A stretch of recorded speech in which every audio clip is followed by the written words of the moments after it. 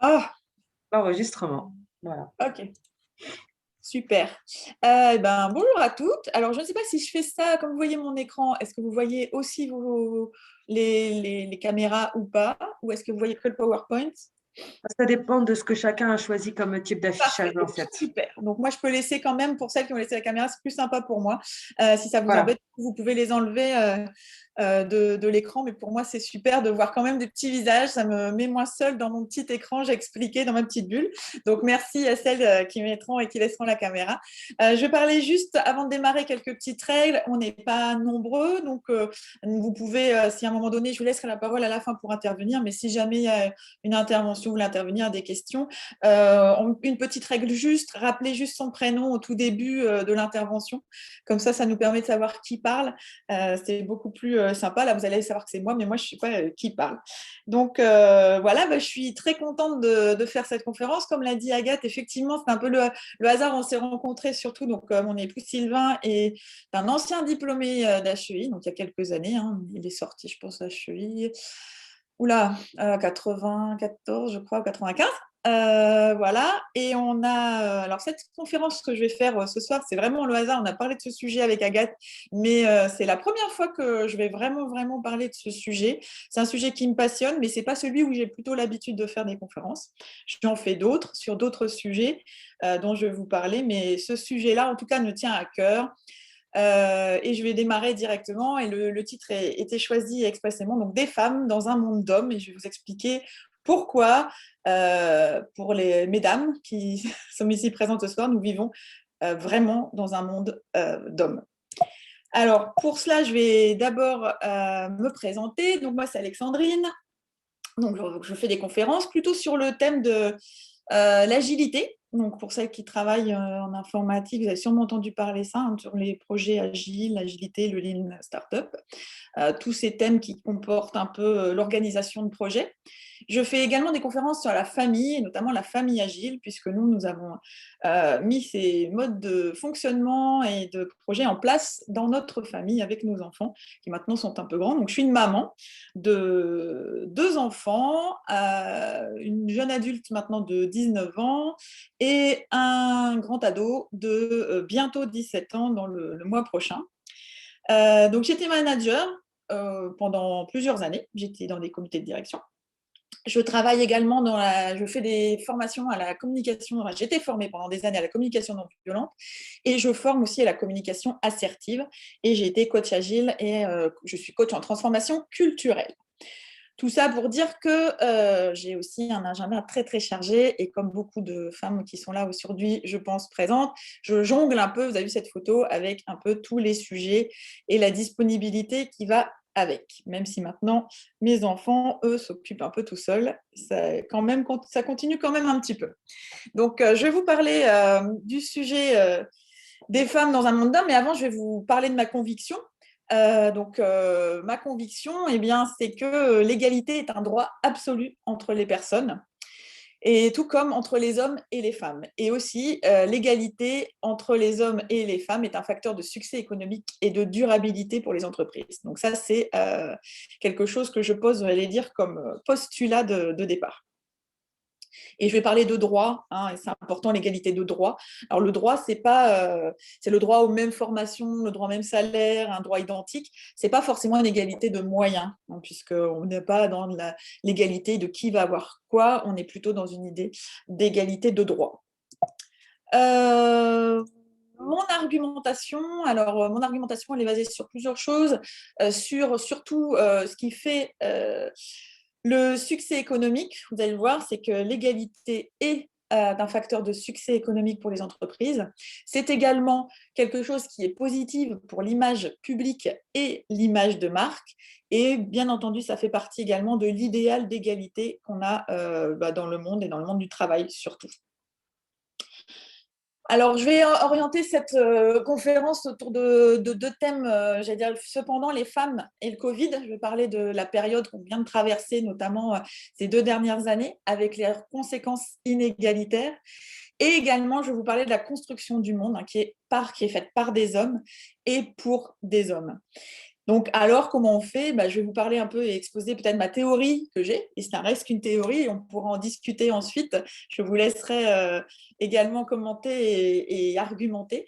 Donc, ma théorie pour changer cela, et pourquoi aussi je suis contente de faire cette conférence à HEI, parce que moi, j'ai rencontré beaucoup de gens, notamment d'HEI, de par mon époux, et vous êtes ingénieur ou futur ingénieur, et donc je suis contente de pouvoir exposer ma théorie à celles qui peuvent changer justement ce monde, parce que vous allez voir que ça touche pas mal des domaines dans lesquels vous avez les clés et vous pouvez agir.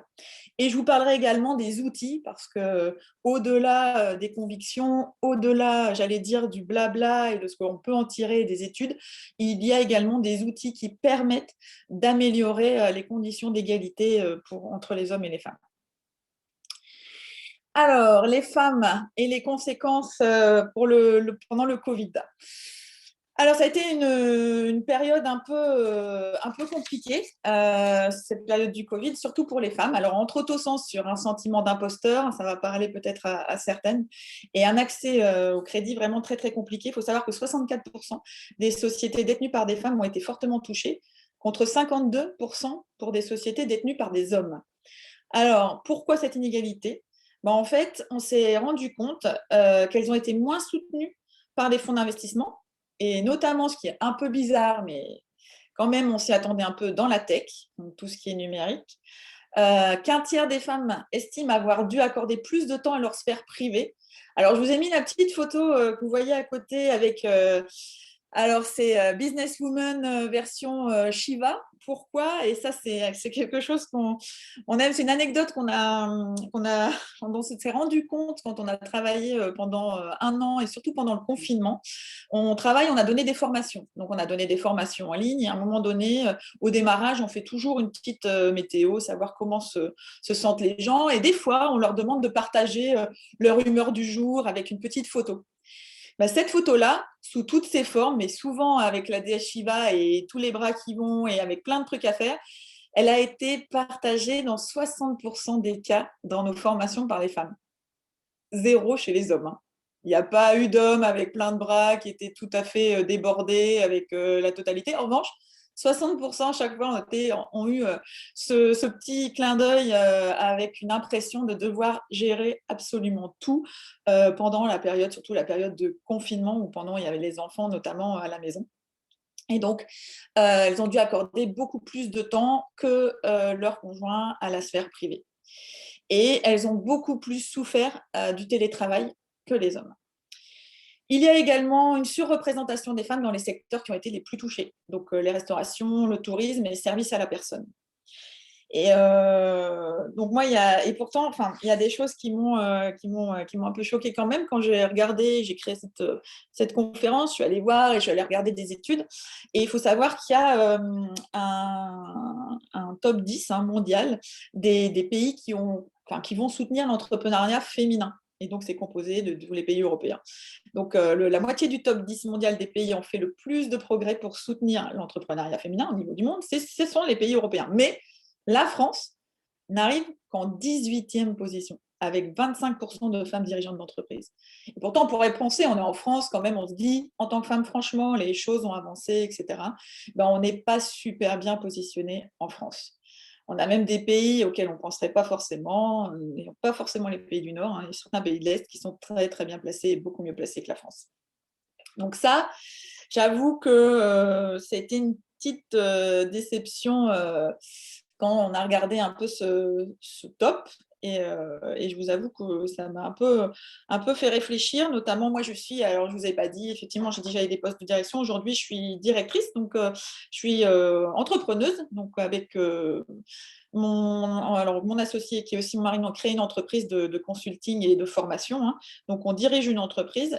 Et donc, on a été un peu surpris par Surpris, oui et non, j'allais dire par ce top, parce que quand on s'est rendu compte, on a eu de besoin à un moment donné des aides, etc. Et c'est la même chose que quand on est allé voir notre banquier. À un moment donné, j'ai l'impression, et pourtant nous sommes deux associés, nous sommes tous les deux co-dirigeants, et j'ai souvent cette impression qu'on s'adresse beaucoup plus à mon associé masculin qu'à moi-même, notamment quand on est dans une relation en plus, même si c'est bicéphale, quand on est dans une relation famille, on a l'impression que j'étais un peu ce qu'on appelait avant le conjoint collaborateur et que mon mari était le PDG, quoi, et j'étais venue pour l'aider et le soutenir dans sa tâche. Donc cette impression-là, elle est encore présente et on doit encore y faire face, même aujourd'hui en 2021.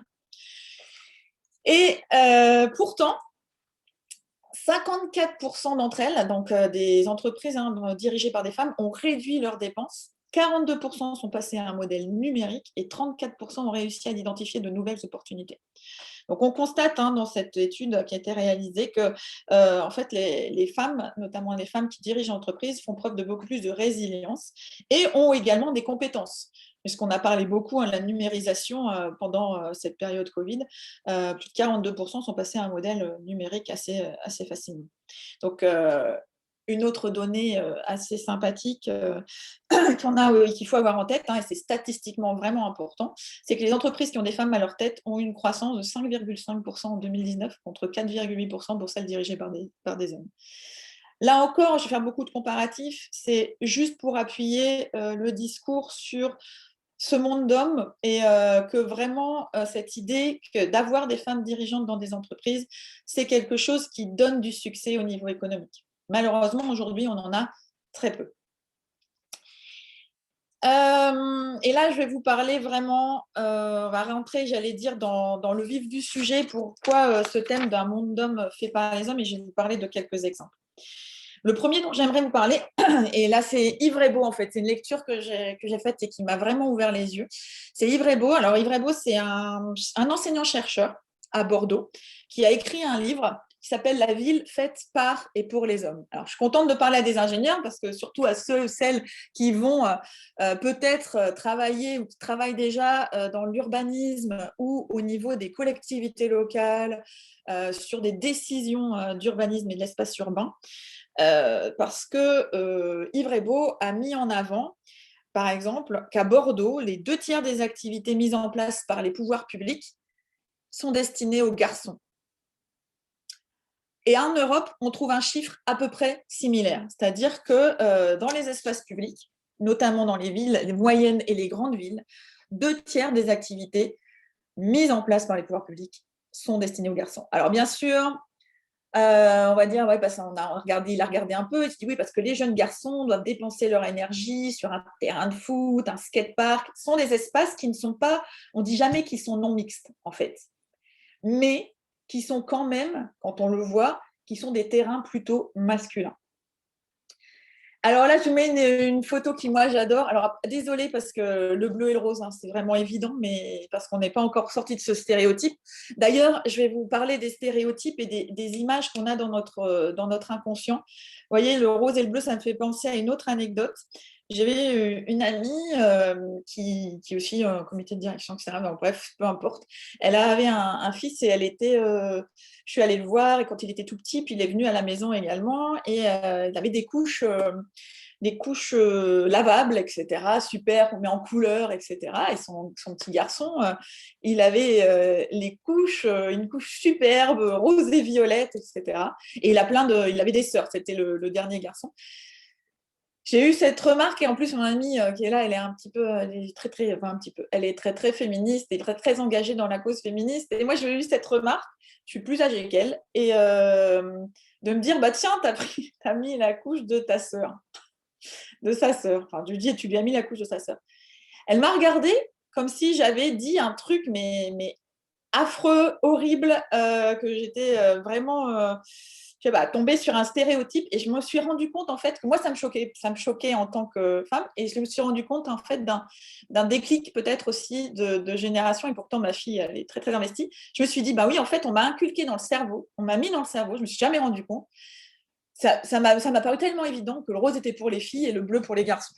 Bah, ça, en fait, ça fait partie de tous les stéréotypes et c'est ça que j'essaye de démonter souvent quand je parle dans les entreprises, c'est que notre inconscient, on nous a mis des choses dans la tête depuis tout petit, très très petit. Cette histoire de rose et bleu, par exemple, bon, bah, les générations de ma fille, elle l'a encore, mais un peu moins parce que ça, voilà, c'est passé un peu et elle se dit attention, le rose et bleu, le rose c'est pas forcément pour les filles et le bleu pour les garçons.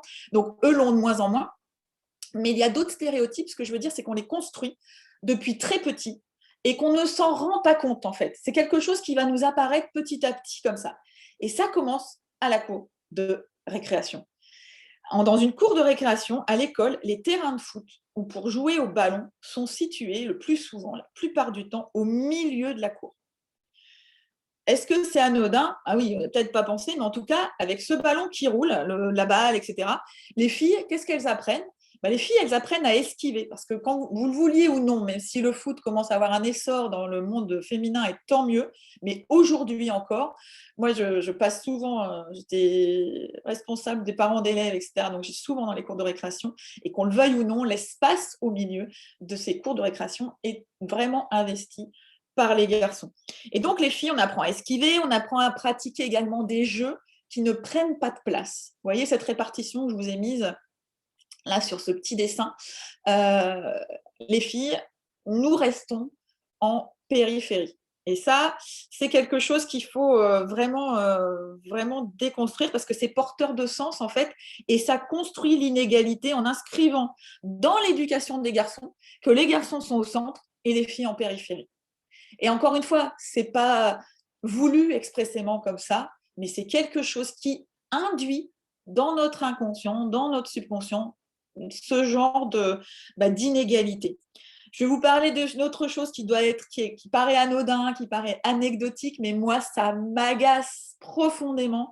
C'est la répartition des toilettes dans les espaces publics. Mesdames, vous êtes là ce soir, vous avez dû sûrement remarquer quand vous voulez aller aux toilettes, vous allez au théâtre, vous allez au cinéma, vous allez dans un lieu où il y a beaucoup de monde. Quand il y a une entracte, quand il y a un moment au concert, on doit partir aux toilettes. Il y a toujours la queue du côté des filles. Et les garçons, beaucoup moins. D'ailleurs, j'étais beaucoup de fois chez les garçons parce qu'on avait marre d'attendre chez les filles. Pourquoi ? Parce que dans un souci d'égalité, en fait, on met souvent le même nombre de toilettes chez les garçons, chez les filles. Mais désolé, mais physiologiquement, nous mettons 2,3 fois plus de temps pour aller aux toilettes se soulager que les garçons. Donc, il nous faudrait 2 fois plus de toilettes que chez les garçons pour avoir exactement la même. Ce n'est pas une question de personne, c'est-à-dire c'est pas il y a plus de filles qui vont au cinéma, au théâtre, voir les concerts que les garçons dans ces espaces publics. C'est vraiment quelque chose de physiologique. Nous mettons plus de temps. Donc, nous avons besoin de plus de toilettes dans les espaces public. C'est tout à fait évident et statistiquement, c'est assez facile à comprendre. Je vais vous parler ensuite de quelque chose qui, dans le domaine industriel et l'ingénierie, qui est assez dingue, sont dans les métiers dits traditionnellement un peu masculins, comme dans les matériels de protection. Les matériels de protection, en fait, est adapté à l'homme, ce qu'on appelle l'homme de référence. Alors, c'est quoi l'homme de référence? L'homme de référence, il a 40 ans, il est blanc et il fait 70 kilos. Voilà, ça c'est l'homme de référence. Et ensuite, on prend cet homme de référence pour pas mal d'outils, et notamment quelque chose qui est assez dingue également, c'est qu'on prend cet homme de référence pour les matériels de protection. Et donc, on a des protections qui sont inadaptées. Vous avez des vêtements professionnels. Moi, j'ai dû travailler à un moment donné en logistique. Les vêtements professionnels ne sont absolument pas adaptés aux femmes, à la morphologie des femmes, à la taille, etc. Les harnais, les masques anti-poussière sont trop grands pour les femmes. Il faut savoir qu'en 2019, il y avait une étude qui a été faite par le Trade Union Congress et qui a demandé en fait aux femmes si le matériel de protection était adapté. Donc en 2019, 2019, c'était il n'y a pas très longtemps, il y a uniquement 29% des femmes qui ont dit que ce matériel de protection était adapté à leur taille. Pourquoi je vous ai mis également ce cas précis. Vous voyez, vous reconnaissez sûrement quand je parle des équipements de protection, c'est un gilet pare-balles et il y a un cas qui est beaucoup plus grave puisque il y a un exemple, c'est une policière qui en 1997 a été tuée en utilisant un bélier hydraulique car elle avait ôté son gilet de protection car il lui gênait au milieu de la poitrine. Et oui, les concepteurs de gilets pare-balles semblent ignorer que les femmes ont une paire de seins. Il faut savoir que c'est encore le cas dans beaucoup de policiers, dans des commissariats, où j'en parle des fois, j'en ai parlé d'ailleurs la semaine dernière pour vérifier cette donnée, et encore aujourd'hui, tous les commissaires ne sont pas, enfin tous les policiers ne sont pas, toutes les policières ne sont pas équipés de gilets qui prennent en compte leur morphologie. Ça paraît dingue, mais c'est le cas. Et le problème, en fait, c'est un peu l'indifférence, parce que, bon, on va parler également de la conception, et là, on va peut-être revenir plutôt dans le domaine de la tech. Des téléphones portables, même chose. Les téléphones portables de plus en plus grands, et là encore, qui ont été faits pour une main de notre homme de référence, jusqu'aux dispositifs de sécurité des voitures. Et ça, c'est beaucoup plus inquiétant parce que, alors oui, c'est testé maintenant de plus en plus sur différentes familles. Vous voyez souvent les crash tests, mais en fait, les vrais tests, les tests de sécurité qui sont faits en usine, la plupart du temps, sont testés avec des mannequins selon les mensurations du même individu moyen de 70 kg. Résultat, une étude a montré que les femmes avaient les genoux du coup beaucoup plus près du volant. Pour avoir une chance d'atteindre des fois les pédales, on est souvent obligé de ravancer, etc. On est donc beaucoup plus près du pare-brise. On est mal protégé par des appuis-têtes qui sont trop. On est attaché par une ceinture de sécurité qui nous scie le cou, qui n'est pas adaptée non plus à une morphologie. Et si, en fait, les femmes, vous savez, on le dit souvent, elles ont moins de chance, nous avons moins de chance d'avoir un accident de voiture. Nous conduisons plus prudemment, mais on a 47% plus de risque d'être gravement blessé si cela arrive, et 17% plus de risque d'y laisser notre vie. Alors, il y a une exception, alors je ne veux pas faire de pub, en plus j'en ai pas, moi, mais il y a une exception, c'est la Suède avec la Volvo. Bien entendu, on connaît la Suède et son goût pour l'égalité entre les sexes et les genres. Il y a quelque chose qui, à moi, me paraît plus grave, c'est l'industrie du médicament aussi et la médecine. Alors, il y a Londa Schimberger, qui est prof d'histoire des sciences de l'université de Stanford, qui a écrit que historiquement, en fait, l'homme blanc, je reviens toujours à mon homme blanc de 40 ans et 70 kilos, a été considéré donc comme référence également dans les médicaments, et que ça fait 30 ans en fait que des chercheuses féministes dénoncent le manque de données genrées et également le danger que cela fait courir aux femmes. Alors, je vais vous donner des petits exemples. Alors, nous avons un métabolisme qui est différent, et donc un médicament peut parfois avoir des effets délétères. C'est le cas, par exemple, d'un somnifère qui s'appelle le zolpidem aux États-Unis, qui a été testé. En fait, ces utilisatrices, elles sont 3 fois plus nombreuses à somnoler le lendemain matin que les hommes. Tout ça parce qu'on a une morphologie différente, un métabolisme différent, et donc ce n'est absolument pas adapté. D'ailleurs, on ne vous demande jamais, alors même s'ils le savent quand on va dans un médicament, femme ou homme, en fait, jamais. C'est adapté au poids, c'est adapté, mais en revanche, on ne fait pas de distinction de genre. On fait distinction de poids, souvent on a une posologie adaptée au poids, mais pas de genre. Et en revanche, donc de sexe. Et donc ça, c'est problématique parce que notre métabolisme est vraiment différent. Il faut savoir qu'on a un système immunitaire qui est beaucoup plus réactif. Et un exemple qui a été fait sur des vaccins, une demi-dose de vaccin suffit à faire produire autant d'anticorps qu'un homme. Donc ça aussi, normalement, on devrait avoir des tests. Et donc ces chercheuses féministes essayent d'avoir à chaque fois des tests qui soient faits et sur des femmes et sur des hommes, donc avec une vision du sexe en fait.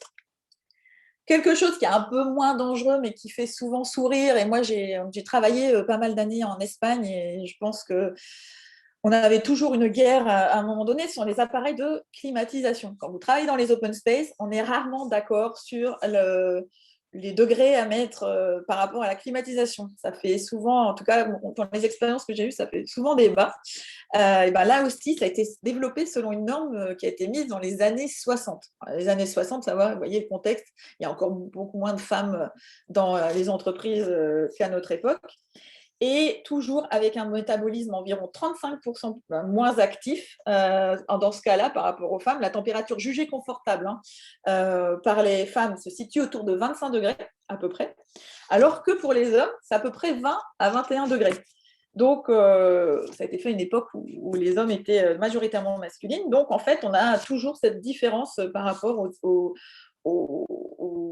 j'allais dire aux normes standards de climatisation qui sont réglées généralement autour de 20-21 degrés, ce qui est normalement un peu trop froid pour les femmes. Je vais continuer dans la tech, parce que ce n'est pas fini, je pourrais continuer pendant des heures pour vous donner des exemples.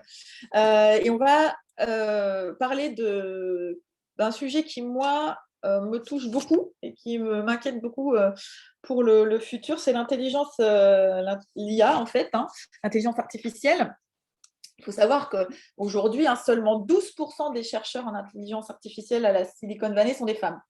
Je répète, 12%. C'est vraiment peanuts.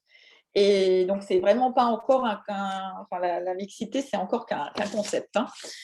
Et qu'est-ce que ça donne en fait quand on n'a pas beaucoup de femmes? Alors après, voilà, dans ce monde de la tech, on a des assistants vocaux. Je pourrais citer Siri, Alexa, Cortana, Google Assistant. Alors Siri en norvégien, ça signifie quand même belle femme qui vous mène à la victoire.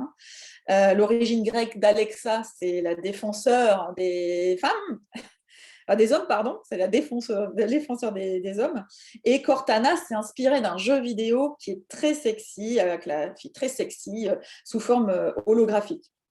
Par défaut, tous ces assistants vocaux, en plus, avaient des voix féminines, des voix passives, sexy, dociles, toujours à vos ordres, la reproduction du fantasme de la secrétaire au service du moindre caprice de l'homme. Vous pouvez le changer, certes, mais par défaut, ça apparaît comme ça. Et l'UNESCO, justement, a publié en mai 2020 ou 2019, j'ai un doute sur la date, peu importe, un rapport sur l'impact des technologies sur la représentation des femmes. Et donc, selon les auteurs, les entreprises comme Apple ou comme Amazon, constituées en grande majorité d'ingénieurs masculins, désolé s'il y a des garçons qui sont venus nous rejoindre, ont construit des systèmes d'intelligence artificielle conçus pour répondre aux agressions verbales, vraiment. Ça a été mis en place, mis en exergue par ce rapport de l'UNESCO. Donc, pour répondre aux agressions verbales par le flirt et l'humour. Donc, voilà, moi, ça me pose vraiment un souci, un problème. Et leur passivité, en fait, ça renforce, bien entendu, les stéréotypes sexistes. Alors, vous entendez souvent des cas, d'ailleurs, on entend pas mal qu'il y a eu beaucoup d'exemples qui ont été cités. Alors, les jeunes s'amusent beaucoup, en plus, ça les amuse beaucoup. Donc, sur les réseaux, il y a beaucoup d'exemples sur ce type d'anecdotes, en fait, qui arrivent par rapport aux assistants vocaux. Et surtout par rapport, en ce moment, on parle de stéréotypes, où les enfants ont de plus en plus accès, les jeunes ont de plus en plus accès de plus en plus tôt à la technologie, au téléphone, et utilisent beaucoup plus que moi, les assistants vocaux. Donc, ça pose vraiment un problème, puisque quand je reviens à ma première explication, les stéréotypes, en fait, se fixent dans notre inconscient très tôt. Les stéréotypes qui se fixent très tôt sont très difficiles ensuite à enlever et surtout à prendre conscience qu'on a ces stéréotypes ancrés en nous. Je pourrais vous en citer bien d'autres et même, moi, j'ai quand même quelque chose qui me gêne pas mal, c'est également, j'ai eu accès, puisque quand j'étais en comité de direction, on travaillait pas mal donc, pour les cabinets de recrutement, où on était assez... on était assez intéressé par détecter assez rapidement les futurs talents, on appelait ça les potentiels dans notre jargon. Et il y avait une étude, aux États-Unis notamment, il y a un système une grille d'évaluation du potentiel d'un gros cabinet RH, donc, qui était, je dis aux États-Unis, mais c'était aussi à Paris, un gros cabinet parisien de consulting en RH qui avait donné une grille d'évaluation sur 90 items pour le hiérarchique N+1 afin de détecter dans ces équipes les talents et le potentiel. Je vous en citer quelques-uns parce que c'est assez parlant. Donc, parce que je pense que les RH ont vraiment également un grand rôle dans l'égalité hommes-femmes au niveau des entreprises. Donc, quelques extraits. Donc, l'énergie motrice, ambition, tonus, dynamisme opérationnel. Ambition, alors en acceptant les contraintes et les risques d'une telle évolution. Explicitement, préférer les responsabilités d'encadrement aux responsabilités techniques, accepter la mobilité fonctionnelle, la mobilité géographique et des sacrifices sur sa vie personnelle. Tonus, ensemble des réserves physiologiques de l'individu qui lui permettent de résister aux efforts de longue durée, contribuent notamment à une bonne gestion du stress. Explicitement, être en bonne santé, supporter les déplacements fréquents, n'avoir jamais l'air fatigué, pouvoir dormir peu et bien vieillir. Dynamisme opérationnel, alors je pourrais vous parler également du jeunisme en entreprise, mais c'est un autre sujet. Alors si vous êtes femme et pas jeune, bah, là, ça commence à se compliquer pour vous dans les entreprises. Dynamisme opérationnel, capacité psychologique à s'auto-stimuler et à mettre en œuvre son énergie pour réaliser ses projets. Explicitement, comportement de battant, de gagneur, savoir rebondir et prendre des initiatives. Je signale que tout ça n'est pas genré non plus. Quand on dit comportement de battant, il n'y a pas .e qui dit battante sur le sujet. Donc, j'en passe parce que c'est à 90 items et on pourrait faire des heures dessus d'un grand cabinet très connu à Paris qui aide les grosses entreprises justement à détecter les potentiels et les talents dans ces entreprises. Donc, tout ça pour dire que l'augmentation du nombre de femmes dans tous ces secteurs est très important. Et que nos besoins ne sont pas forcément les mêmes, nos métabolismes ne sont pas les mêmes, notre morphologie n'est pas la même, notre physiologie n'est pas la même et il faut en tenir compte. Et je pourrais encore vous mettre beaucoup d'autres exemples. Donc, il faut vraiment adapter les comportements et surtout les pensées en fait masculines. Alors, on va en venir sur ma théorie fondée sur mon expérience managériale, de comment on a essayé, en tout cas dans l'entreprise dans laquelle je travaillais, à organiser plus d'égalité entre les hommes et les femmes. Et comment on arrive à le mettre en œuvre surtout. Alors, je vais vous donner un exemple dans le comité de direction, dans un des comités de direction dans lequel j'étais. Voilà, on était plutôt comme ça. Donc, sur le papier, ça paraît plutôt bien. Trois femmes et puis 4 hommes. Alors, le DG, je précise, forcément, était un homme. Moi, j'ai fait pas mal de comités de direction. Je n'ai malheureusement jamais travaillé dans un comité de direction où le PDG était une femme. Je n'ai pas eu cette chance. En même temps, statistiquement, j'avais de toute façon plus de chances de travailler dans un comité de direction où le directeur général était un homme. Alors, il y avait sur le papier, ça paraît bien. Il y avait quand même 2 exceptions. J'ai travaillé dans le domaine de la mode, première exception, et c'était un groupe français. Donc, en fait, les femmes que vous voyez dans ce comité de direction étaient quasiment que des Françaises, ou en tout cas parlaient le français couramment. Donc, on avait cet avantage, donc ce n'était pas franchement représentatif dans le groupe. Voilà par rapport à ça. Donc, on est plutôt dans le comité de direction statistiquement pour 3 hommes pour une femme, en fait. Dans la direction, en direction logistique, alors voilà, on avait un peu une répartition un peu de ce type-là. Donc voilà, vous voyez un peu plus de femmes, pas mal plus de femmes que d'hommes en répartition. Voilà la répartition des salaires et voilà la productivité individuelle, beaucoup plus sur les femmes et productivité qui était plutôt collective sur les hommes. Pourquoi ? Parce qu'en fait, les salaires, donc les femmes étaient beaucoup plus dans les bas salaires. Et aussi, elles étaient beaucoup plus sur des postes soumis à productivité individuelle parce qu'on était sur des postes donc, de picking, de packing, donc qui sont des choses plutôt individuelles, et les hommes étaient plutôt sur des tâches où on pouvait plutôt être sur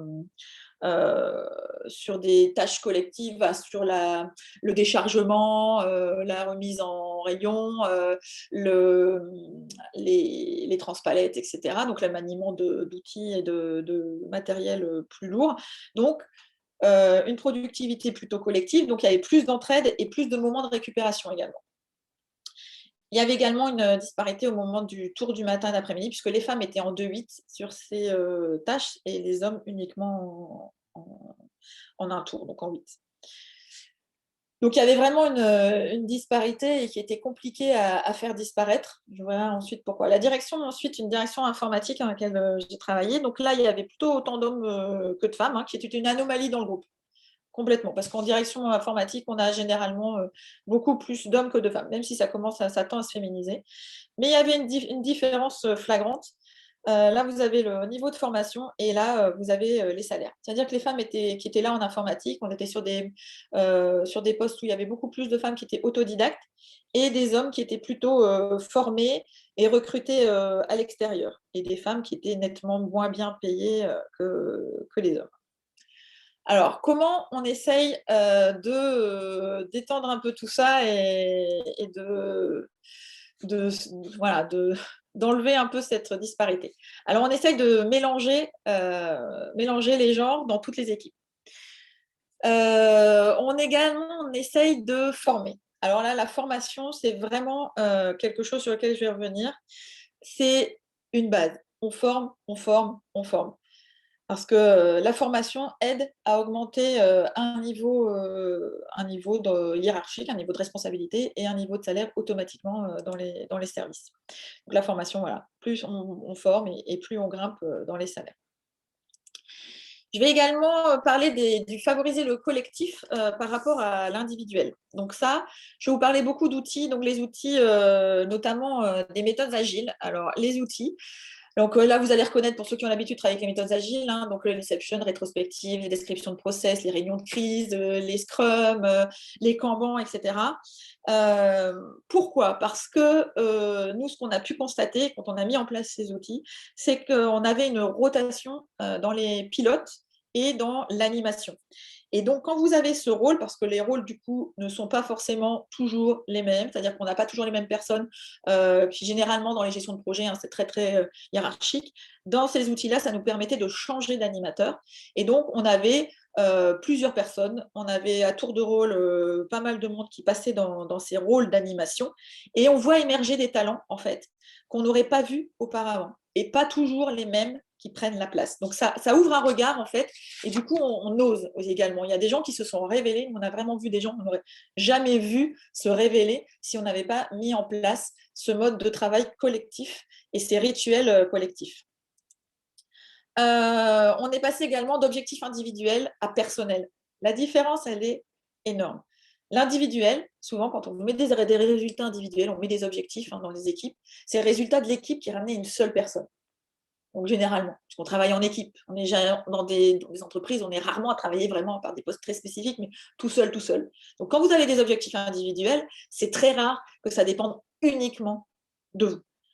Donc, on a essayé de faire passer ça plutôt à des objectifs plutôt personnels, c'est-à-dire avec du développement de la personne. Comment elle va se développer, quels sont ses objectifs, comment développer l'entièreté, j'allais dire, cette personne dans l'entreprise. Ça va avec la qualité de vie en entreprise. Et les objectifs d'équipe sont remontés au niveau du département. Et donc, c'est beaucoup plus égalitaire. Et c'est comme ça également qu'on obtient une égalité, notamment en matière de rémunération, en tout cas sur les objectifs. Et à un moment donné, parce qu'il faut appeler un chat, la justice salariale, c'est-à-dire qu'en tant que manager, en tant que responsable, vous êtes responsable quand vous avez des postes à responsabilité avec des managements d'équipe en hiérarchie directe, des salaires de votre équipe. Et on a beau se la raconter en disant oui, mais on peut pas. Si à un moment donné, il faut monter les petits salaires. Les bas salaires doivent être ceux qui sont priorisés en fait dans les équipes, si à un moment donné on veut arriver à une égalité, notamment entre les hommes et les femmes. Alors, en conclusion, parce que je voudrais vous laisser la parole, je voudrais qu'on discute surtout et qu'on mette en place un dialogue. Moi, je pense que c'est vraiment dans la complémentarité et le respect de la différence de l'autre qu'est l'innovation et le bien-être, et aussi dans la compréhension. C'est pour ça que quand j'interviens dans l'entreprise et qu'on parle de ce sujet-là, alors souvent, même les femmes se disent… moi, la première fois que j'ai vu les rapports sur la cour de récréation, je ne m'étais jamais posé la question. On dit ouais, mais non, enfin, ah bon, etc. C'est important en fait d'en prendre conscience. Donc tout ce qui fait prendre conscience et à la complémentarité, être conscient qu'on n'est pas pareil, et ce n'est absolument pas grave. C'est chouette, c'est normal, ça fait partie de la vie. La complémentarité est très, très importante. Et quand on parle de respect de la différence, parce que souvent, on a tendance à gommer. Quand on est une femme, enfin, moi en tout cas, dans ma génération, où j'ai pris des postes de responsabilité de management assez jeunes, euh, bah forcément, les exemples que j'avais étaient masculins, principalement. Moi, je me rappelle la première fois où j'étais manager, les autres étaient que des hommes. Donc forcément, on essaye aussi d'avoir des conseils, on essaye donc forcément nos pairs, on essaye également d'apprendre et on copie et on parle rarement de la différence en fait. Ensuite, moi, j'ai eu la chance d'avoir une directrice dans un deuxième poste de management, donc une femme d'exception, qui m'a vraiment, vraiment appris ce qu'était la différence d'un management féminin par rapport à un management masculin, et que également, il y avait un management féminin, et que c'était chouette, et comme un management masculin, et après tout, tant mieux, puisqu'on est nombreux dans l'entreprise à être et des femmes et des hommes. Donc, si les managements à un moment donné sont différents, je ne parle pas des objectifs, hein, je parle d'une façon de faire, et ben, c'est tant mieux parce que la complémentarité aide vraiment à l'innovation. Et ça, on peut le voir, et c'est aujourd'hui, il y a des études statistiques qui le montrent. Je mets toujours l'accent sur être vigilant par rapport à l'IA. Vous avez compris, hein, c'est un petit peu mon dada, puisqu'on est dans un monde d'algorithmes hein, quand même, et il y a des biais genrés dans tous les coins, qui sont très difficiles à détecter, mais qui sont réels. Et là, je vous renvoie vers un TED qui est formidable, qui est Zeynep Tufekci. À chaque fois, je décorche son nom, Tufekci, sur l'IA. Vraiment, je vous encourage à regarder son TED, c'est assez exceptionnel et c'est assez parlant. Donc, pour ceux qui travaillent dans la tech et qui vont principalement travailler dans l'intelligence artificielle, les biais genrés, c'est vraiment quelque chose sur lequel je pense il faut vraiment se poser. Il y a des enseignants-chercheurs hein, qui sont en train justement d'analyser. Il y a des études très sympas qui sont en train d'être mis en place, enfin, en tout cas qui sont en train d'être faites pour essayer de trouver ces biais. C'est très difficile. Ça demande des études assez complexes, ça demande beaucoup de données, ça demande d'avoir également accès à certains algorithmes, mais c'est très compliqué, vous comprendrez bien, c'est un domaine qui est assez sécurisé, donc on a du mal à le voir, mais néanmoins, je pense que c'est un domaine pour celles qui auraient la chance d'y travailler. S'il y avait plus de femmes, je pense que ce serait beaucoup mieux pour le monde dans lequel on vit aujourd'hui. Et je pense que la sensibilisation ne suffit pas. Et donc, il faut adapter vraiment nos organisations. Et donc, rendre visibles les inégalités. Et je milite également, pour avoir travaillé sur des budgets publics, sur la condition, et ça, c'est un peu, parfois, j'entends des choses un peu problématiques, mais désolé, il faut conditionner les budgets, les aides publiques à la prise en compte des deux sexes dans les recherches. Et ça, c'est très peu fait.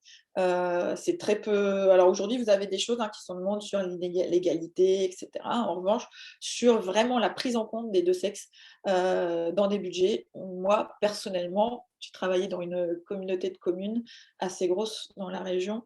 Je ne l'ai jamais vu. Jamais. Jamais. Je n'ai vu cette condition dans un appel d'offres. Donc je pense qu'en revanche, c'est quelque chose qu'il faut qu'on prenne en compte dans le domaine public. Et il faut encore mesurer. Alors mesurer, c'est super intéressant. Alors, nous, on met des indicateurs hein, quand vraiment quand on travaille avec les RH et que les RH veulent vraiment voir si parce que l'égalité homme-femme, en fait, ce n'est pas que le salaire. C'est une grosse partie, bien entendu, mais ce n'est pas que ça. C'est comment j'occupe l'espace, comment j'acquiers des postes à responsabilité. Et alors souvent, bien entendu, ce qui est le plus visible, hein, c'est tout en haut, hein, mais il n'y a pas que ça. Alors j'ai sous les yeux, j'aurais pu me mettre, je ne l'ai pas mis, mais c'est assez intéressant parce que vous avez les postes de direction. Alors, quand on mesure, et c'est très simple hein, à mettre en place dans une entreprise, hein, il suffit de regarder la répartition moyenne, combien vous avez de femmes dans une entreprise, combien vous avez d'hommes, et combien vous avez donc de non-cadres, de cadres débutants, de responsables, de cadres supérieurs et de dirigeants.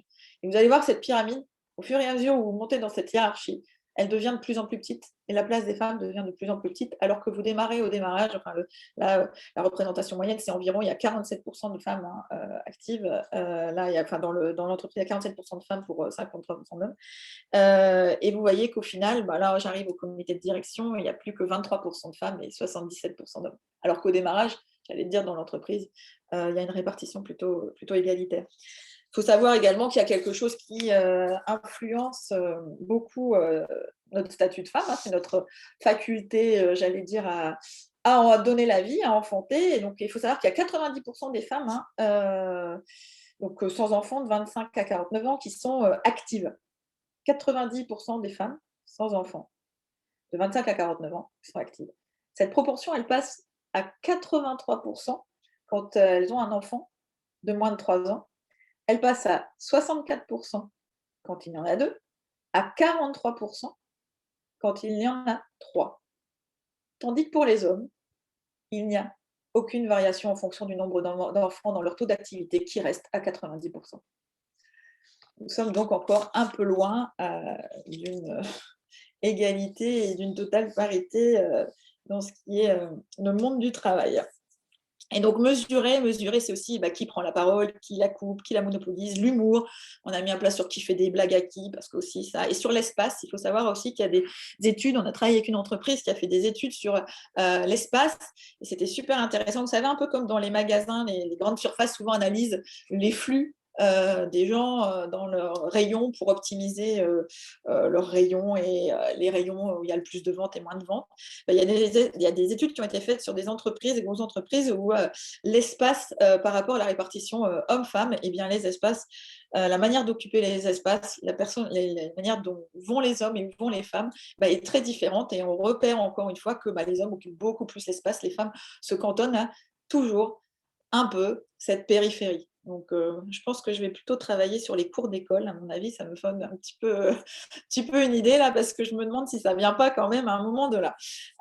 Et combien, bien entendu, comme je vous l'ai dit là, le nombre de femmes dans les postes à responsabilité, les comités de direction, etc., c'est très facile à avoir. Et quand on a ces indicateurs, et les RH qui travaillent là-dessus, voilà, on s'active et on se met en place pour essayer de les faire évoluer.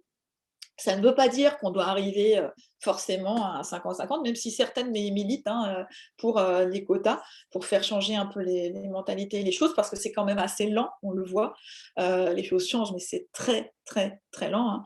Donc, je vous redis, en ce moment, dans le comité de direction, donc 27% et 23% uniquement sont dans les grands cadres, dans les comités de direction, 23% de femmes uniquement. Donc, on est bien loin de cette parité. Donc, on a encore du mal, et c'est pour ça qu'on met des indicateurs en place dans les entreprises. On vous incite également dans les entreprises dans lesquelles vous travaillez ou vous allez travailler à demander ces indicateurs s'ils existent, ou essayer pour celles qui travaillent proches des RH ou qui ont des postes à responsabilité. On peut commencer, moi, je vous ai montré les 2 directions à lesquelles on a travaillé, pour vous montrer un peu juste mesurer dans sa propre équipe déjà, si on est vraiment en train de respecter, ne serait-ce que ça, une certaine égalité homme-femme.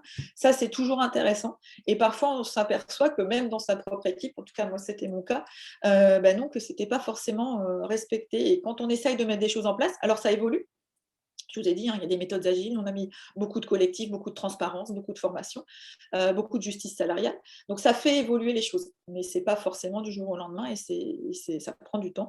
Donc, il faut s'activer rapidement sur ce sujet, parce que, encore une fois, ce n'est pas uniquement pour prôner l'égalité homme-femme. Moi, ce n'est pas mon sujet. Moi, je me rends compte que dans les entreprises, on est déjà beaucoup plus efficace quand cette égalité est en place, et on est beaucoup plus rentable. Donc, et on a des résultats économiques qui s'en font sentir. Donc, je pense que ce sujet-là est un sujet majeur pour beaucoup de monde et beaucoup de dirigeants d'entreprise. Et je vais vous laisser la parole, et je vous remercie pour cette grande attention. Donc, si vous pouvez mettre, je ne sais pas si vous pouvez mettre vos micros, si vous avez des questions, si vous avez, je vais essayer de ne plus partager mon écran, comme ça je vous revois en grand. N'hésitez pas, c'est à votre rôle, à votre tour. Merci Alexandrine, en tout cas pour la démonstration. Je vous avais dit qu'il y aurait beaucoup d'exemples auxquels vous n'avez pas forcément pensé. Voilà, puis maintenant, je laisse chacun prendre la parole pour un commentaire ou une question. Voilà. Ne serait-ce de me dire s'il y a des choses qui vous ont étonné ou pas. Déjà, ça m'intéresse de savoir. Oui, bonsoir, je suis Marianne. Bonsoir Marianne. Personnellement, je suis jeune retraitée. J'ai commencé ma carrière en fait dans les début des années 80. Et ce que je peux vous dire, ça va vous faire bondir, mais la situation ne s'améliore pas en réalité. C'est vrai qu'on voit des services qui sont plus investis par les femmes, mais au niveau de leur traitement, au niveau des salaires, au niveau également des stéréotypes surtout, malheureusement, on ne progresse pas énormément. Alors, quand on parle du stéréotype de la cour de récréation ou des stéréotypes des jeux pour genrer, ça s'est plutôt aggravé pour moi. Hein. Dans les années 70, il y a eu c'était les hippies, etc. C'était un peu monogenre. On était vraiment. Et pour moi, dans les années 80-90, ça s'est fortement aggravé. Et on retrouve maintenant ces stéréotypes. Il faut absolument que la petite fille, ouais, elle soit en rose et elle ne va pas faire la même chose qu'avec son petit copain garçon. Ça, c'est terrible. Hein.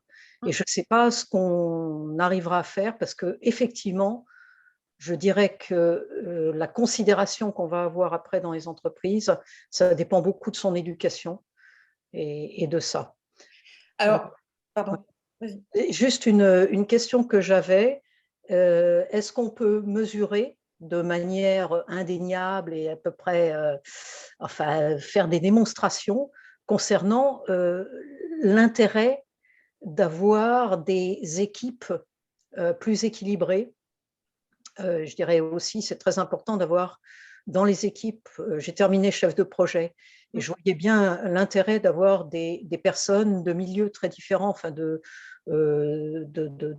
formations très différentes dans ces équipes, mais également d'avoir évidemment des hommes et des femmes. Ça, c'était très important.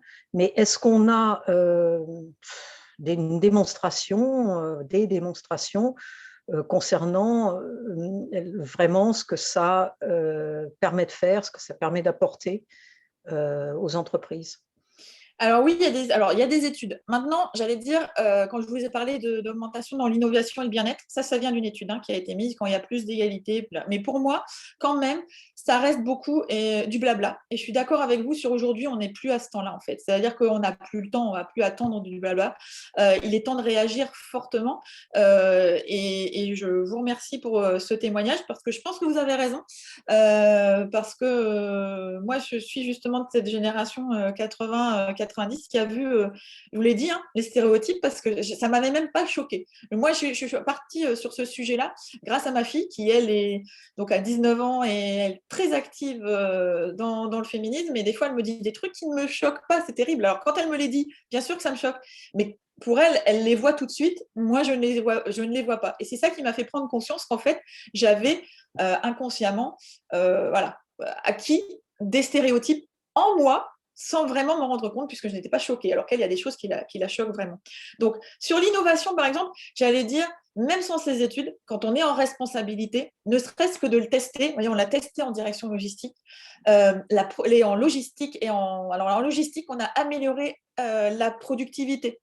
Donc, j'allais dire, même si on a des études extérieures, ça ne parle jamais autant que quand on peut tester dans son entreprise. Alors, bien entendu, il faut avoir les responsabilités pour pouvoir le faire. Il faut être aux manettes. Il faut pouvoir tester des choses. Mais en fait, j'allais dire, c'est pas grave. Même à notre niveau, on peut commencer à tester des choses. Et moi, je milite pour quand on teste des choses, on mesure. Et ce sont ces mesures qui vont faire en fait changer les choses. C'est pour ça qu'il faut démarrer d'un constat. Donc, on démarre d'un constat, c'est-à-dire qu'on mesure où on en est aujourd'hui. C'est ce qu'on a fait dans la direction. On a mesuré, voilà, tout simplement, bêtement. On ne cherche pas des indicateurs très compliqués. Combien il y a de femmes? Combien il y a d'hommes? Si vous êtes manager, vous avez accès à leur salaire. Donc, vous savez exactement qui a quoi. Donc, vous pouvez les classer. C'est-à-dire que vous pouvez voir, même si dans votre équipe, moi je sais, parce que la première équipe que j'ai prise, il y avait des inégalités salariales énormes, à poste équivalent. Je veux dire, un homme qui en met des articles en paquet ou une femme qui met des articles en paquet, c'est le même job. Donc, des fois, oui, il y avait des inégalités. Alors, on peut expliquer, bien entendu, l'expérience, etc.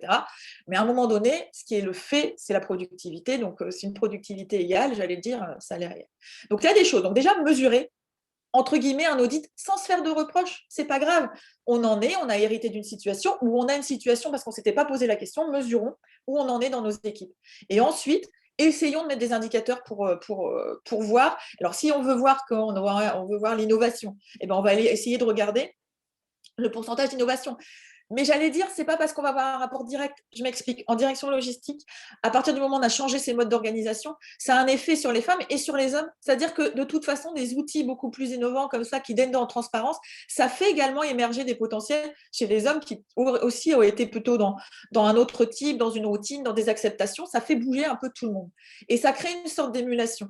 Mais ça crée une sorte d'émulation. Et pourquoi aujourd'hui je le mets dans un focus des femmes? Ça fait une émulation pour tout le monde, pas forcément que les femmes. Émulation hommes, femmes, on a eu des choses qui ont émergé, on a eu beaucoup plus d'innovation, on a eu, je pense que c'était plus 60% d'idées qui ont émergé. Alors, après, on peut dire, soit c'est la méthode, soit c'est parce qu'on acquiert plus de formation, soit que les femmes, il y avait plus de femmes.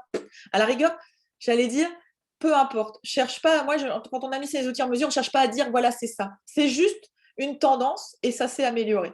Voilà. Et si on arrive à prouver que, bien entendu, c'est par plus d'égalité, plus de moyens, super. Mais moi, ce qui m'importait vraiment, c'est d'arriver à un bien-être bien meilleur et surtout à une place des femmes qui soit plus valorisée et plus valorisante. Parce qu'on a beau le dire, et je suis d'accord avec vous, moi, je prie en charge des équipes où les femmes ne sont pas forcément mises en avant. Et puis, on s'auto-censure. Enfin, moi, en tant que direct, même en temps avec des postes à très haute responsabilité, je me suis auto-censurée. Et on s'auto-censure de deux façons, soit de façon consciente, soit de façon inconsciente. Et j'ai fait les deux. C'est-à-dire à un moment donné, de façon inconsciente, parce que je suis sûre que j'avais ancré en moi des réflexes de je n'ai pas ce management auquel j'ai pu avoir, enfin, en tout cas avoir de visu de directif ou très que j'estimais très très masculin. Et pourtant j'ai vu aussi également. Merci Maxime, il doit s'absenter, le pauvre, c'était le seul garçon, je pense. Et également de façon consciente, parce qu'on s'auto-censure, et ça c'est le syndrome de l'imposteur, hein, on ne se sent pas à notre place. Et ça, je vous assure que moi, j'ai vu dans des gens, des dirigeants, qui, eux, ont beaucoup moins cet état, enfin, cet esprit d'autocensure, je vous assure. On s'auto-censure beaucoup plus quand on est une femme que quand on est un homme. Et pourtant, il y a eu des dirigeants que j'ai côtoyés beaucoup et qui n'étaient pas forcément les plus compétents et eux auraient pu s'auto-censurer, mais ne sont absolument pas auto-censurés. Et j'ai vu des femmes, au contraire, s'auto-censurer de façon incroyable alors qu'elles avaient un talent de folie, même dans les équipes. Donc, et ça pas forcément dans les, je vous le dis, dans les postes de direction, mais ça a lieu à tous les niveaux. À tous les niveaux. Donc, à un moment donné, je pense qu'il est important d'en prendre conscience et d'essayer de faire changer les choses. Et c'est pas du tout, et mon discours est vraiment pas contre les hommes, parce qu'on a vraiment une complémentarité. Et il y a des entreprises qui arrivent à jouer sur cette complémentarité. C'est juste qu'on essaye d'arrêter de se dire qu'en fait, on doit toujours s'adapter en tant que femme à un monde fait pour les hommes et par les hommes. Il faudrait qu'on mette un peu plus, on féminise un peu plus. Féminiser, ça ne veut pas dire mettre tout de genré, mais je veux dire qu'on mette un peu plus d'espace pour les femmes. Donc, je vous laisse, pardon, je parle trop. Je vous laisse la parole. Est-ce que vous voulez intervenir? Dites-moi vos commentaires, n'hésitez pas. Comment votre ressenti? J'aimerais le savoir. Moi, j'avais une question. Merci pour la présentation et le sujet. J'arrive pas à comprendre pourquoi il y a toujours plus de femmes. Enfin, il y a vraiment la proportion est flagrante dans les débats. Là, on le voit, il n'y a que des femmes quasiment. Il y a encore Xavier qui est présent. Alors, je ne sais pas si c'est... Enfin, voilà. Après, il peut ne pas y avoir 50% de chacun, mais à chaque fois, c'est vraiment très peu d'hommes dans ces débats-là. Même moi, j'aimerais bien entendre des hommes en fait parler de ce sujet dans les médias, etc. Et on a l'impression qu'il n'y a pas d'hommes qui peuvent en parler, alors que j'aimerais bien, moi, en fait. Alors moi j'aimerais bien. Alors oui. Alors pourquoi il y a pas. Alors déjà le titre était des femmes, un monde d'hommes pour les hommes. Déjà c'est un peu. Il faut déjà se sentir assez confiant en soi pour venir dans ce genre de conférence, pour en avoir fait d'autres. Je dis, mon associé en a fait également d'autres. Il a parlé. Alors lui c'était marrant parce qu'il s'est senti alors qu'on lui avait demandé expressément parce qu'il avait déjà mis en place des choses. Il s'est senti dans le syndrome de l'imposteur, à l'inverse. Il me l'a dit, parce qu'il a dit direct. Il a dit alors, je me sens super mal à l'aise. Il a dit dès le départ sur ce sujet, parce qu'il dit c'est encore, parce qu'en ce moment, il y a beaucoup de choses, on entend beaucoup de choses sur le mansplaining, on va dire, hein, les hommes qui viennent expliquer aux femmes comment elles devraient se sentir, etc. Alors pareil, moi, c'est quelque chose, le mansplaining, c'est cette génération de jeunes qui l'a dit. Moi, je m'étais jamais rendu compte du mansplaining. Je ne savais même pas ce que ça voulait dire. Alors, pour ça, ils ne savent pas le mansplaining, c'est les hommes qui viennent vous expliquer des choses sur vous, mesdames, sur les femmes, sur ce qu'on sait.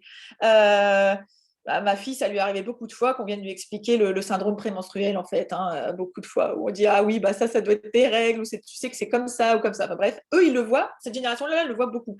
Moi, on a dû me l'expliquer plein de fois, et on m'a donné des exemples, et je me suis dit, mais en fait, j'ai eu plein de mansplaining dans ma vie, mais je m'en suis jamais rendu compte.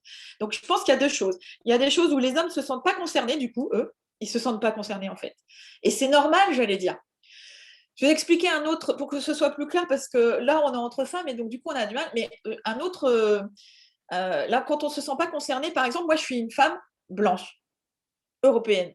Ben, mais c'est normal que je vais me sentir moins concernée, par exemple, par le racisme. C'est évident dans ce monde blanc, vraiment, très blanc.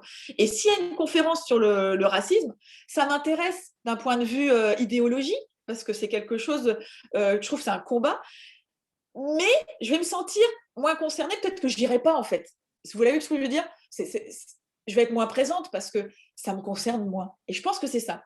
Les hommes ne se sentent pas forcément concernés. Et je les comprends. Ça ne veut pas dire qu'ils ne sont pas, quand ils sont touchés, quand on leur explique, qu'ils ne se sentent pas concernés par le sujet. Mais de manière globale, le sujet les intéresse, mais voilà. On a vu aujourd'hui, alors on parle de politique, hein, moi je lutte, je vous l'ai dit, hein, pour que dans les budgets, vraiment, hein, on ne changera pas les choses si on ne prend pas en compte les genres, c'est-à-dire le sexe dans les budgets. C'est-à-dire si à un moment donné, on ne dit pas, voilà, moi j'ai assisté à des conseils municipaux, des conseils d'agglomération, à un moment donné, on décide quand même de l'urbanisme, on décide de notre espace urbain.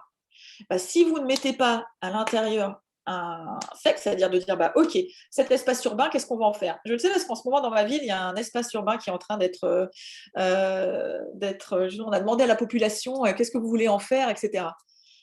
Ça ne viendrait à l'idée de personne de dire, voilà, c'est un espace qui va être public, on va en faire quelque chose, vous pouvez avoir des idées, mais attention, il faut prendre en considération que l'espace est mixte, il y aura des hommes et des femmes, mettons en place ce genre, en fait. Ça, si ce n'est pas conditionné dans un projet, les choses ne changent pas. Et vous allez toujours avoir les mêmes structures. Toutes les villes se ressemblent. C'est assez incroyable, même s'il y a des espaces qui changent. Mais... Donc, je milite pour que ça change, mais pour que vraiment les hommes soient... pour qu'ils arrivent à être, j'allais dire, qu'ils prennent ce sujet en main. On n'a pas le choix, il faut en passer par des choses beaucoup plus obligatoires, en fait. Parce qu'on l'a vu, le militantisme, il ne date pas d'hier. Hein. C'est Marianne, je pense, qui est avec nous. Et merci, Marianne, d'avoir partagé cette expérience. Elle nous parle des années 70. Vous imaginez quand même, c'était le siècle dernier. Et on en est encore à parler là aujourd'hui. Si à un moment donné, on ne met pas vraiment les moyens et qu'on ne dit pas il y a des conditions, il y a des choses qui doivent se décréter, il y a des choses qui doivent peut-être être obligatoires, à un moment donné, on n'arrivera pas à faire avancer les choses aujourd'hui. C'est compliqué. Parce que justement, encore ça, ils ne se sentent pas concernés. Or, si vous avez pu remarquer aujourd'hui, aux manettes, ce sont beaucoup des hommes blancs. Et si j'ajouterais même aujourd'hui un combat haut, c'est des hommes blancs, cisgenres, etc. Donc forcément, ça ne peut pas évoluer parce qu'ils ne peuvent pas se sentir concernés. Donc c'est ça la complexité aujourd'hui, j'allais dire, du sujet. C'est évidemment que moi, j'aimerais beaucoup plus d'hommes. Moi, j'aimerais beaucoup plus les entendre sur le sujet. J'ai l'impression juste qu'il faut aller au-delà du discours et qu'il faut vraiment avoir des actes forts et des obligations un peu partout.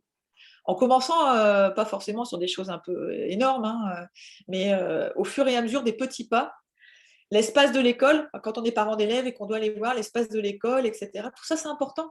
On ne s'en rend pas compte, vous voyez, une cour de récré, on se dit, oui, c'est cool, il y a un terrain de foot, etc., mais finalement, étudions l'espace, étudions. Et quand on l'étudie vraiment, on voit que nous sommes exclus en tant que femmes de beaucoup d'espace, beaucoup, sans nous en rendre compte. Et à l'inverse, j'allais dire, j'entends pas non plus beaucoup les femmes, parce que c'est aussi très difficile de se dire, non, mais je revendique mon espace, quoi. Je revendique. Et pour ça, il y a un outil, il y a quelque chose qui, moi, je milite pour, c'est mesurer, juste mesurer. En fait, quand vous avez des faits, quand vous avez des choses, quand vous avez des chiffres, on arrive déjà à se poser les choses. Sinon, ça reste toujours des idéologies. Ouais, mais non, enfin, ça avance, quoi. Chaque fois, ça avance quand même, le sujet, il avance. Non, on en parle beaucoup, on en parle plus, mais dans les faits, je suis d'accord avec Marianne, ça n'avance pas. Et Mais je reprends la parole, là, pour les entreprises, en fait, moi, depuis les années 90, en fait, étant à l'Association française des femmes ingénieures, j'ai beaucoup étudié les statistiques des ingénieurs de l'IESF, les statistiques qui sont faites. Et c'est pour ça que je suis désespérée, parce qu'on voit toujours les mêmes... les choses n'ont pas fondamentalement bougé. Ouais. Un petit peu dans les spécialités, mais peu. On garde quand même, au lieu de 10% dans le génie civil, on est peut-être 15%, mais enfin voilà, ça ne bouge pas significativement. Par contre, effectivement, mon gros problème, c'est que les femmes elles-mêmes, par leur éducation, ne veulent pas participer à ce combat du tout, et elles ne sont pas revendicatrices, c'est pas vrai. Et ça rend donc les revendicatrices un peu marginales, et ça, c'est très gênant.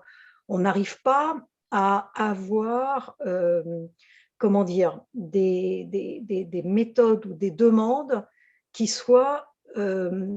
puissent réellement convaincre et s'appliquer correctement. Et les entreprises, le problème des entreprises, là, comme je dis, les spécialités n'ont pas beaucoup changé, malheureusement. On a toujours un manque de femmes dans tel ou tel domaine, notamment chez les ingénieurs, je parle des ingénieurs. Et ben ça n'aide pas les entreprises. Alors moi, j'en ai vu des féminisations quand même. J'ai terminé ma carrière et j'étais très contente. Enfin, dans une entreprise qui n'avait jamais connu ça, on avait une femme chef de fabrication, etc. Et qui a été bien intégrée. Et donc, ça se féminisait effectivement dans des secteurs dans mon entreprise. Mais ça prend 20 ans, 30 ans, 2 générations, c'est pas possible. Donc, moi, je ne vois pas d'autre solution que, effectivement, d'avoir les statistiques obligatoires et derrière, d'obliger. Complètement. Moi, je suis tout à fait d'accord avec vous. L'obligation, pour moi... Non, on n'y arrivera pas. Ah oui, oui. Alors moi, je vais vous parler d'un autre sujet d'ailleurs, moi qui habitais l'Espagne, les lois aussi militaient pour le congé maternité, paternité équivalent à celui de l'homme. Alors là, je remercie l'Espagne, j'aurais jamais cru que ça arriverait, mais j'y étais. Donc le gouvernement a fait passer le congé paternité obligatoire et qui est équivalent de 6 semaines comme les femmes. En tout cas, en tout, c'est 16 semaines d'ailleurs qui sont rémunérées, 16 semaines rémunérées. Et donc, ils sont arrivés à l'équivalent des pays nordiques, l'Espagne. Vous vous rendez compte, l'Espagne. Moi, j'ai vécu en Espagne, c'est-à-dire c'est un pays machiste, c'est vrai, c'est des préjugés peut-être, mais moi, j'ai vécu là-bas. Donc, je sais qu'il y avait encore quand même des stéréotypes assez forts. Et ben, je ne vous raconte pas ce que ça fait changer cette loi. Ne serait-ce que ça. Enfin, on pense à ça, mais le congé maternité équivalent homme-femme a fait considérablement évoluer les mentalités. Déjà parce que ça fait un débat incroyable. Et ensuite, ça a amené que, oui, les hommes, de toute façon, seront, donc, congé maternité, ce sera aussi le congé paternité. Parce que c'est obligatoire, en fait. Donc, moi, je suis d'accord avec vous que si on ne change pas à un moment donné, il faut vraiment y aller et changer les choses, j'allais dire, au forceps, parce que sinon, je pense qu'on n'y arrivera pas. On a essayé de toute cette année. Alors, vous avez une chance, alors c'est pour ça que je suis contente d'intervenir chez les ingénieurs, c'est que vous avez une nouvelle génération qui arrive, alors celle qui n'est pas peut-être encore, si elle doit arriver à HEI, il y a des militantes. Moi, je suis contente parce que ma génération n'a pas forcément connu ça. En revanche, on n'était pas très militants, activistes dans ce sujet. En revanche, les militantes qui arrivent, elles sont un peu plus nombreuses là. Et puis, elles sont activistes. Donc, j'espère que cette génération prendra le sujet en main. Mais je suis d'accord avec vous, Marianne, ça va encore reprendre peut-être 20 ans, etc. Et c'est trop long. Donc, oui, on doit passer par l'obligation. Le militantisme féministe, c'est aussi très, très mal vu. Il faut être très, très clair dans l'entreprise quand vous voulez monter les échelons. Pourquoi ? Encore une fois, parce que des fois, on peut passer par... puis on nous donne aussi des généralités. Donc, il faut avoir quand même une assise assez forte pour pouvoir revendiquer en fait des choses assez importantes. C'est pour ça que quand je conseille par la mesure, parce que il y a deux voies en fait. Il y a la voie féministe militantiste, le militantisme qui, moi, je pense, est une voie très forte et vers laquelle qu'il faut avoir. Et il y a une voie où d'autres femmes peuvent pas forcément ou ne se sentent pas, j'allais dire, le cœur de le faire. Ça passe par des mesures. La mesure. Et puis, il y a le militantisme aussi, puis la sororité. Mesdames, je sais qu'il y a encore quelques messieurs qui sont restés là, mais la sororité, parce que des fois, entre femmes, on est aussi des fois assez vaches, quoi. Et donc, la sororité passe, et ça aussi, c'est la génération de ma fille qui m'a appris, parce qu'on est dans un milieu où parfois on doit être compétitif, mais compétitif, ça ne veut pas forcément dire se marcher dessus les uns les autres, hein. On peut aussi être dans l'entraide, et l'entraide favorise le bien-être. Et le bien-être au travail favorise la productivité et la rentabilité. Donc ça, il faut vraiment lutter pour. Mais on est arrivé dans un monde où il va falloir vraiment poser les choses dans les entreprises et rendre des choses obligatoires, je suis d'accord. J'ai vu qu'il y avait des messieurs qui étaient là quand même. Donc, si jamais vous voulez prendre la parole, ça m'intéresse d'avoir votre point de vue également d'homme. Et merci d'avoir été présent. Est-ce qu'ils sont encore là, mes messieurs?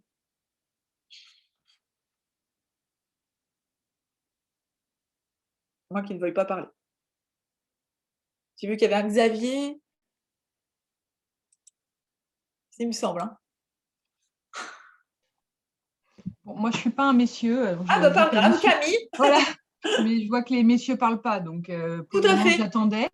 Je voulais vraiment vous remercier pour la qualité de l'intervention et le franc-parler sur le sujet.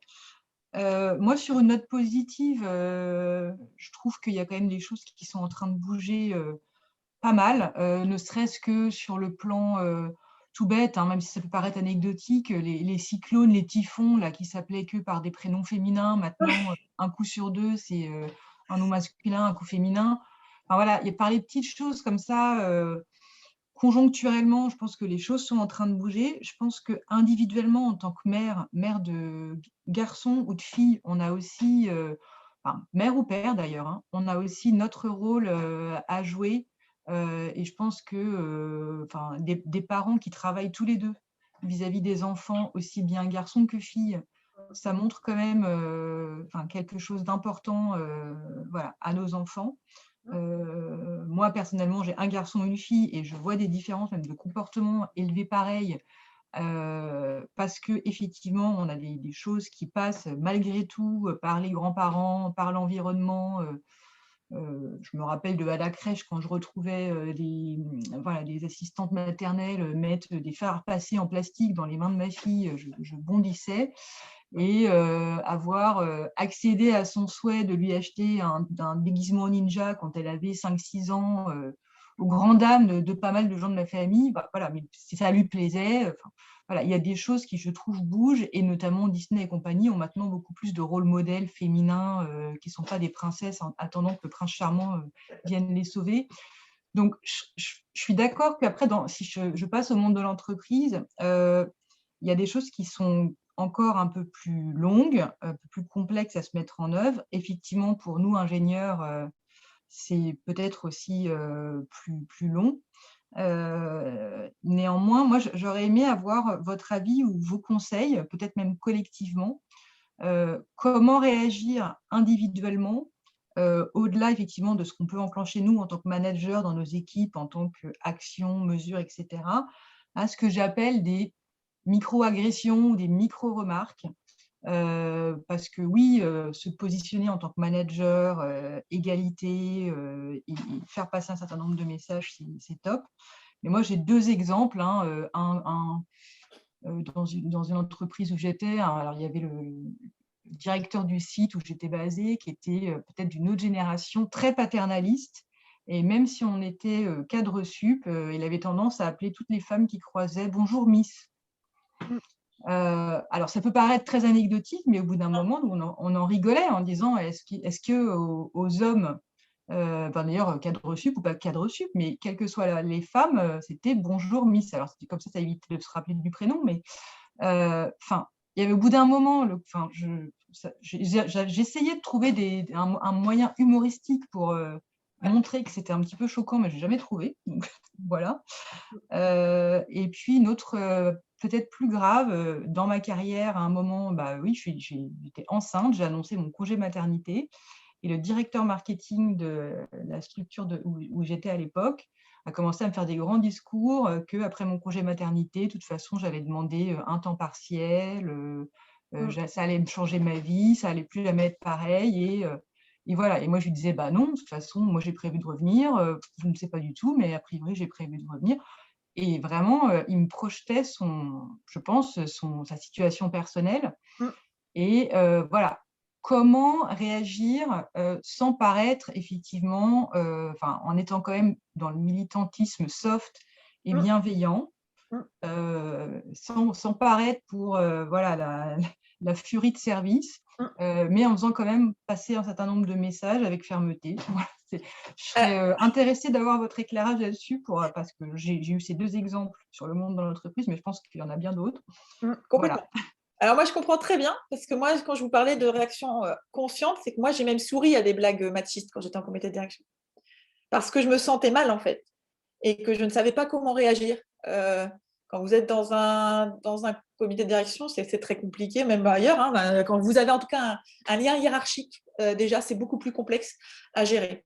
Alors, moi, la communication non violente m'a beaucoup aidée, parce qu'en fait, quand on revient à la communication non violente et qu'on est basé sur ses besoins, on arrive à expliquer très calmement en fait, que en fait, ça ne nous plaît pas forcément, et qu'en tout cas, il y a une connotation, et que dans un besoin de respect, je parle par exemple de Bonjour Miss, en fait, d'expliquer très clairement et très factuellement que, oui, on comprend bien que c'est un besoin de connivence, c'est un besoin de complicité, mais que pour certaines personnes, mais en tout cas, moi, je vais parler de moi, le Bonjour Miss, ça m'infantilise en fait, en tant que femme, en tant que manager, en tant qu'employée dans une entreprise, et que j'entends pas monsieur dire ce même un peu, on peut dire, sobriquet à d'autres hommes. Donc, voilà, on peut l'expliquer très clairement.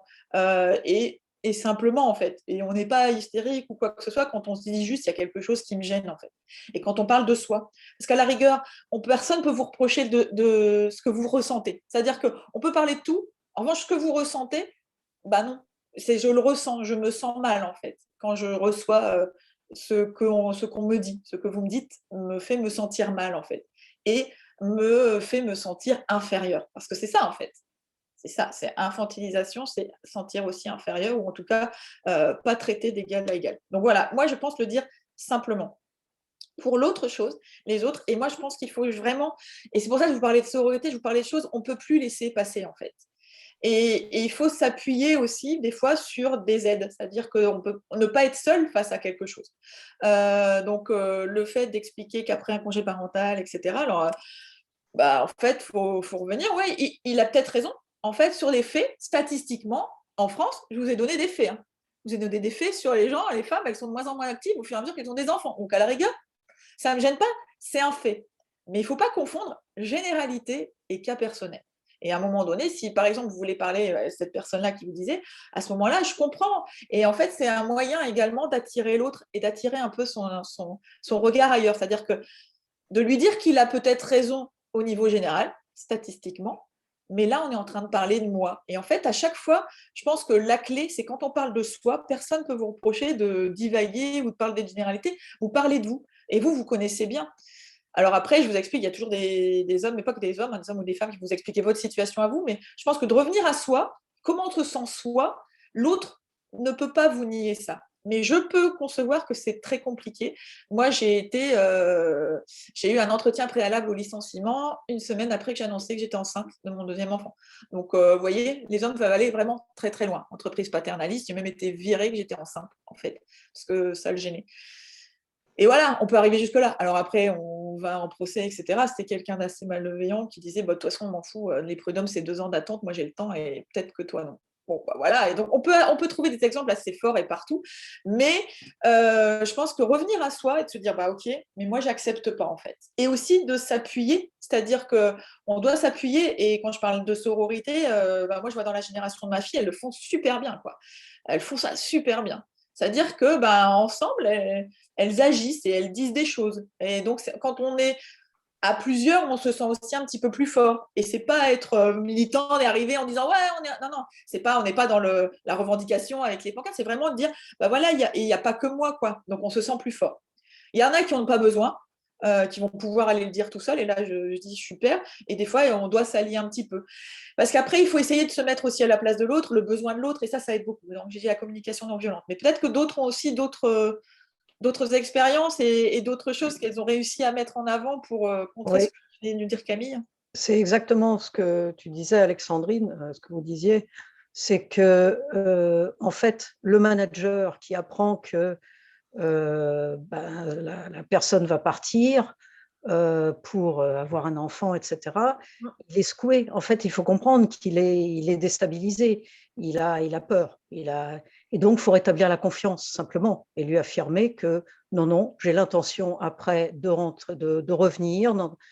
Et il faut rétablir ce lien de confiance, simplement. Évidemment il a un petit peu bousculé, hein. Il avait peur de ça et ça se réalise. Bon, voilà. Et effectivement, je suis tout à fait d'accord sur.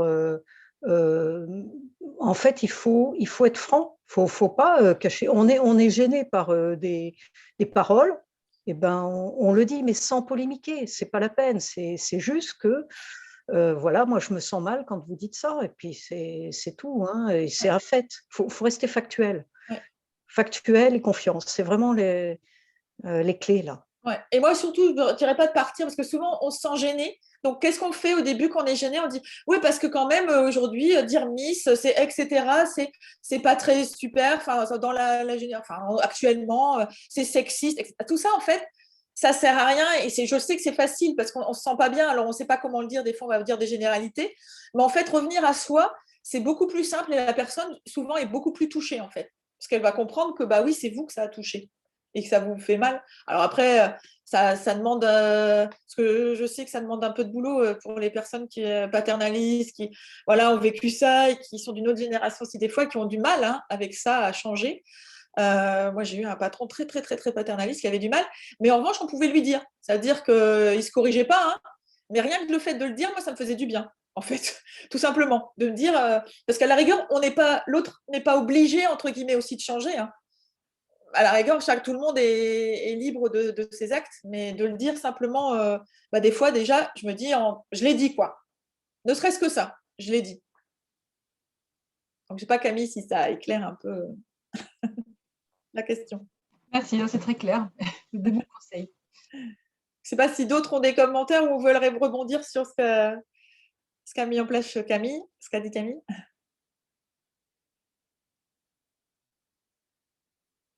Non, alors, je rends la parole à Agathe. Je vous remercie en tout cas beaucoup. Il y a Anne-Laure qui lève la main. Pardon, Anne-Laure. Anne-Laure, il faut prendre la main. Ouais, désolée.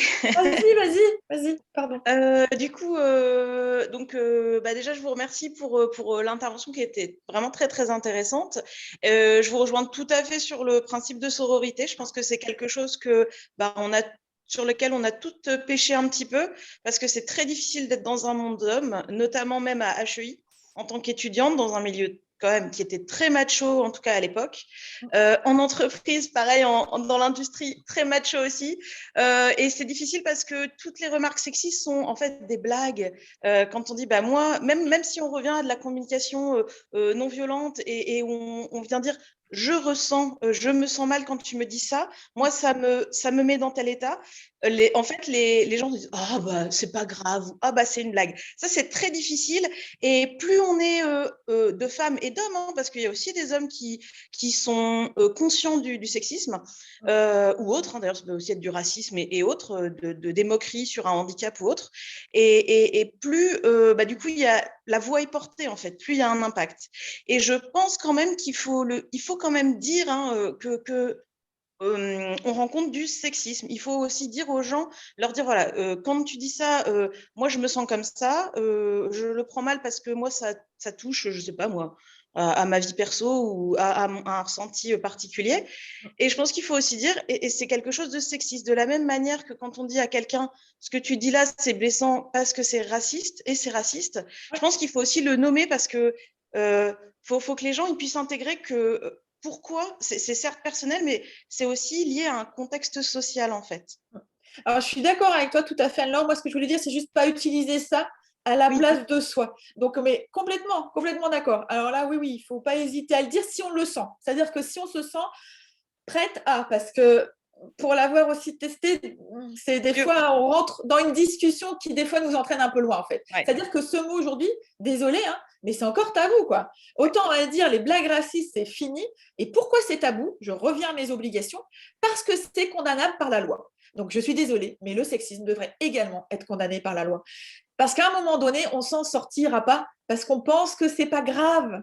Mais je suis désolée, quelqu'un qui est raciste envers quelqu'un qui est sexiste, c'est du racisme, le sexisme. Hein. Alors, on n'est pas en train de dire, bien entendu, qu'on ne va pas censurer l'humour, parce que sinon, on va encore nous dire, ah là là, mais à un moment donné, il y a sexisme et sexisme. Et c'est ancré, en fait, dans des comportements. Et on ne s'en sortira pas, c'est pour ça que je dis des obligations, parce qu'on ne s'en sortira pas si à un moment donné, on ne met pas des mots vraiment sur les choses et au moins de générer le débat. J'allais dire, si un jour on n'a pas ça, au moins générer le débat sur le sexisme, oui, c'est quelque chose de condamnable.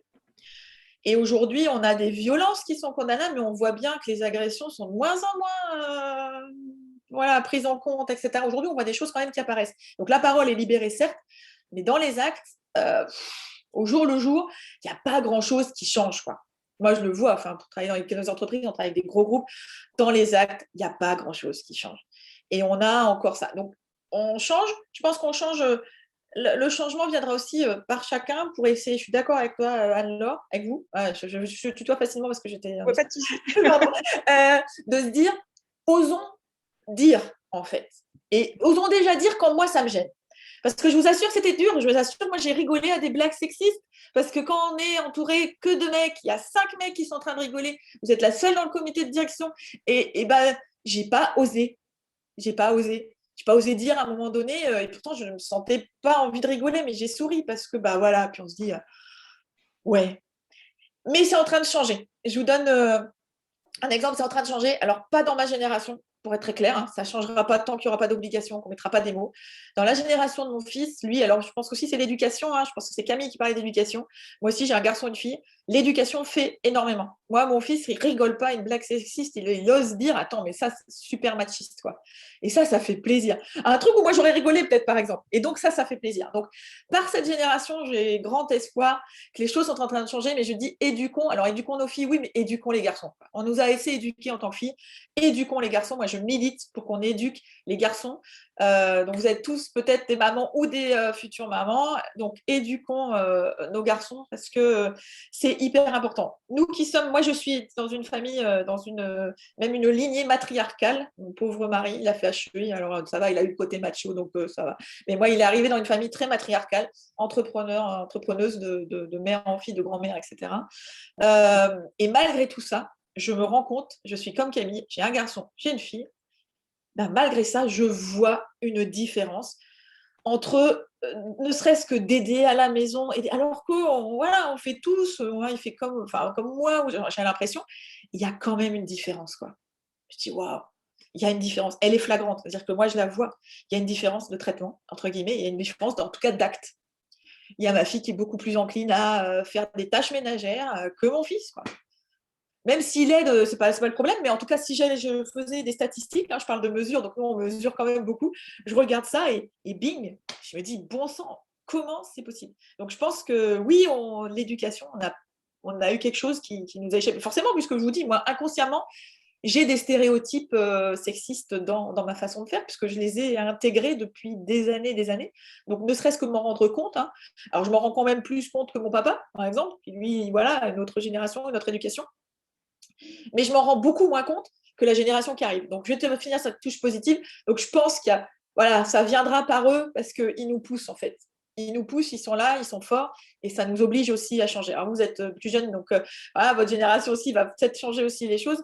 Mais en tout cas, moi, je vois et ça pousse, quoi. Ça pousse et ça pousse dans le bon sens. Donc, espérons. Merci en tout cas pour cette remarque très, très, très, très juste, Anne.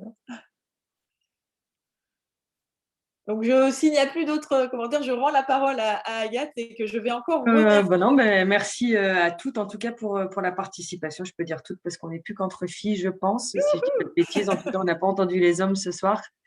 Donc, merci à toutes. Il me reste à souhaiter à chacune une bonne soirée, à remercier Alexandrine pour son exposé et puis pour ce début de soirée. Voilà.